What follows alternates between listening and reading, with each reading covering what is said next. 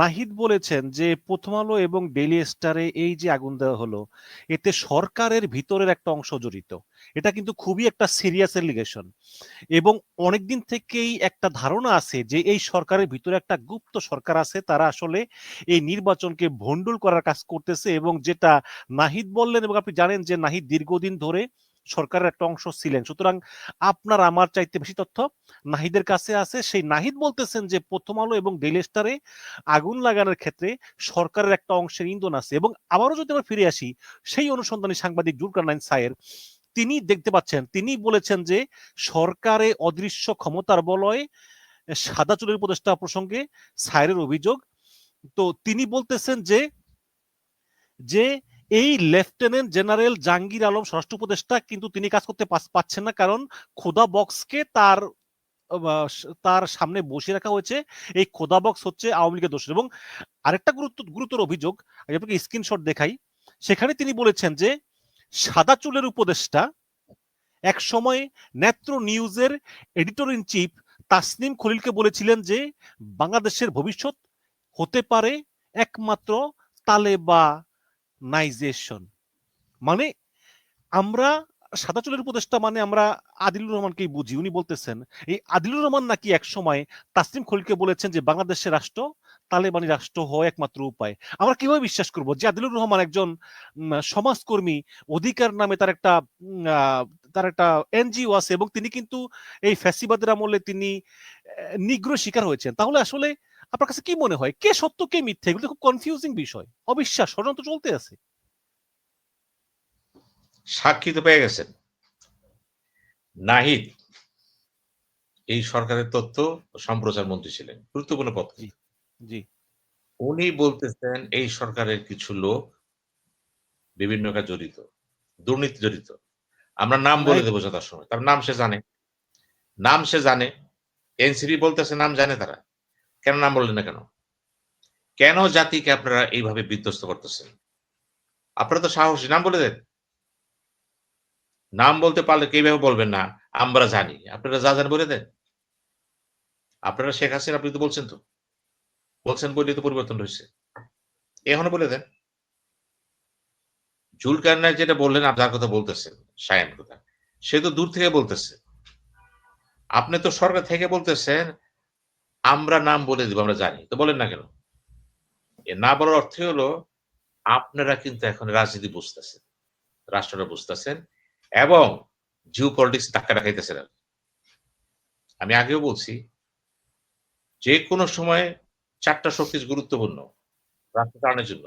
একটা হচ্ছে সরকার, একটা হচ্ছে দল, একটা হচ্ছে নির্বাচন জনমত, আরেকটা হচ্ছে ভূ রাজনীতি। যদি ৩টা ফ্যাক্টর এক হয়ে যায়, ভূ রাজনীতির বিরুদ্ধে চলে যায়, নির্বাচনের ফলাফল ঘুরে যাবে কিন্তু। রিয়ালিটি এটা কিন্তু কেউ বুঝতে চায়নি। আমাকে অনেকে মনে করছে আমি বিধি ভেরি বিদেশি পক্ষে কথা বলছি। না, না, না। আমি কথা বলছি সেই কথাই যা বাস্তব। তাই হইতেছে। আমেরিকা চাইছে চেঞ্জ হয়ে গেছে হাসিনা সরকার। ভারত চাইছে হাসিনা ১৭ বছর ক্ষমতা ছিল। এখন ইউনূস সরকারকে কি টিকে আছে কেন? সমর্থন আছে, জনগোষ্ঠীর আছে, বাইরের সমর্থন আছে, ভারতের সমর্থন নাই। এখন নাই তো ঠিক বুঝলাম। গভীরে দেখেন তো ইউনূসের সাথে ভারতের কোথায় যোগাযোগটা আছে? উনি কি একটা চুক্তি বাতিল করছে? করে নাই। ওই যে বললেন পণ্ডিত বলে পরিচয় দেন কাকে? সিরাজ আলম খান। মাহফুজকে বলেন না? মাহফুজের বড় বড় কথা বলে আমি মন্ত্রী থাকা অবস্থা বলছিলাম। এখন তুমি বলো ভারতীয় চ্যানেলগুলো বন্ধ করে দাও। নিউ ইয়র্কে গেল এক জায়গায় প্রেস কনফারেন্স করতেছিল, সাংবাদিক জিজ্ঞেস করলো ভারতীয় চ্যানেল বন্ধ হচ্ছে না কেন? উনি বললেন আমি কোনো চ্যানেল বন্ধ করার পক্ষপাতী না। এই উনিই বলেছেন এই চ্যানেল বন্ধ করতে হবে। এই যে দ্বিচারিতা রাজনীতিতে, আপনি প্রথম নিজেদের আত্মসমালোচনা করেন। দ্বিচারিতা যারাই করবে তারাই বলবেন রাজনীতি বোঝে না, তারা ভূ রাজনীতি বোঝে না, তারা দেশকে পরিচালনা কেমনে করবে তারা? একই লোক বলতেছে আমি এটা করব, চ্যালেঞ্জ বসা দিলেন আমি পারবো না। কেন পারবেন না? তাহলে কিসের নেতা আপনি? ওরা রাস্তায় বসে কথা বলবেন না? এই উত্তেজক নেতৃত্ব কিন্তু চাই না। দেশ শোনেন, ভাঙা গড়া কিন্তু এক জিনিস না। আন্দোলন কইরা সরকার পতন করা এক জিনিস, আর ওই ধ্বংসস্তূপে দেশটা করে আরেকটা জিনিস কিন্তু। ওটা হচ্ছে ওইখান থেকে সৃষ্টি হয় মহামানব। হয়নি। সবচেয়ে বড় ভুল তো এখানে হয়ে গেছে। আপনি বলতেছেন ওই সাংবাদিকতা নাইমের কথা বলতেছেন। যেখানে নাহিদ বলতেছে আমরা জানি, পাটোয়ারি বলতেছে জানি, সবই জানে তারা, নাম বলবে না। কেন? কেন নাম বলবেন না? কার স্বার্থে বলবেন না? কাকে তা ভয় তো পাচ্ছেন? অবশ্যই। ২ টা কার ২টা বড়, বড় পত্রিকা অফিসে আগুন দেওয়া হলো। আপনারা বলতেছেন যে সরকারের একটা অংশ জড়িত। কিন্তু আপনারা নাম বলতে চান না। এগুলি শোনেন, এগুলি হচ্ছে রাজনীতিতে সংকট সৃষ্টি করা। আমাদের দেশে বললাম তো, আমাদের দুর্ভাগ্য কি জানেন? পড়ার শক্তি যত ক্ষতি না করছে আমাদের বিএনপি ভূ রাজনীতি, বেশি ক্ষতি করেছে আমরা নিজেরাই। আমরা এক দল আরেক দলকে সন্দেহ করছি। আমরা ওইটা করছি, এটা বলছি। আমরা মনে করতেছি ওই দল ভারতের আছে, ওই আছে, সেই আছে। সিঙ্গাপুরের মাউন্ট এলিজাবেথ হসপিটালে ওসমান হাদির মৃত্যুর খবর পাওয়ার সঙ্গে সঙ্গেই আবার দেখলাম যে ভারতীয় দালাল সম্বোধন করে প্রথম আলো এবং ডেইলি স্টারের কার্যালয়ে ভাঙচুর করে আগুন জ্বালিয়ে দেওয়া হলো এবং বলা হলো যে তারাও এই হাদির মৃত্যুর জন্য পরোক্ষভাবে দায়ী। এই দুটো পত্রিকা ভারতের তাবেদার। একজন গ্লোবাল ভয়েস স্পিকার হিসাবে আপনি এই প্রথম আলো এবং ডেইলি স্টারে যে আগুন দিয়ে জ্বালিয়ে দেওয়া হলো এই বিষয়টাকে আপনি কিভাবে ব্যাখ্যা করবেন? আগুন দিয়ে জ্বালিয়ে দেওয়ার বিপক্ষে আমি। আপনার ভিতরে সাংবাদিক ছিল।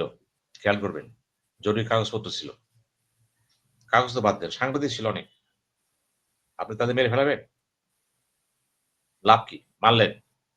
তাতে প্রথম আলো বন্ধ হয়ে যাবে? যদি আপনাদের ভাষ্য অনুযায়ী এটা ভারতের ইসরায়েলের সমর্থন পুষ্ট হয়, বলা হয় ডেইলি স্টার, প্রথম আলো ভারত এবং ইসরায়েলের সমর্থনটা আছে।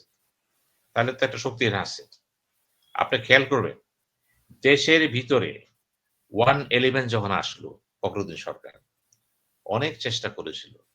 পারছে কিছু করতে? তারা সংকটে ছিল, পারেনি। বরঞ্চ ডেইলি স্টারের যে প্রধান এই বার্তা সম্পাদক ফাহিম, উনি ফখরুদ্দিনের প্রেস সেক্রেটারি। আপনাকে বুঝতে হবে কিন্তু এগুলো। এবং পরবর্তী কি হলো? ফখরুদ্দিন নিজেই কিন্তু বলে ফেললেন একটা বক্তৃতা একটা। ১ম, ইয়েস, আমাদের এখানে উত্তর ভারতের বিচ্ছিন্নবাদীরা আছে। কে বলল? নিরপেক্ষ সরকারের চিফ অ্যাডভাইজার ফখরুদ্দিন। আমি সেদিনই ডেইলি স্টার লেখা লিখছিলাম। যে ফার্স্ট মিস্টেক সরকারি পর্যায়ে স্বীকার করলো আছে। উনি কেন স্বীকার করলেন? কেন মঈন ভারত সফর করে গোড়া নিয়ে আসলেন? আইসা দোয়া কাটলেন, চুপচাপ হয়ে গেলেন? কেন বিডিআর এর ঘটনার পরে ৩ বাহিনী প্রধান যে শেখ হাসিনাকে প্রধানমন্ত্রী বাসা পাহারা দেন? কেন প্রণব মুখার্জি হাত দিলেন? সে বইতে লেখছে সে। এগুলো আপনাকে বুঝতে হবে, আমরা বাইরে যা কিছু বলি না কেন। বাস্তবে কি হচ্ছে? বাস্তব হচ্ছে পুরা বিপরীত। আর এই বিপরীতের সাথে কিন্তু এনসিপি জড়ায় গেছে। এনসিপি এতদিন দেখেছে ময়দান। এখন দেখতেছে ময়দান এবং রাজনীতি প্রাসাদ বাস্তব। এখন তারা পরিবর্তন হয়ে যাবে কিন্তু। দেখবেন তো কথাবার্তা অনেক নাহিদের কথাবার্তা অনেক চেঞ্জ হয়ে গেছে।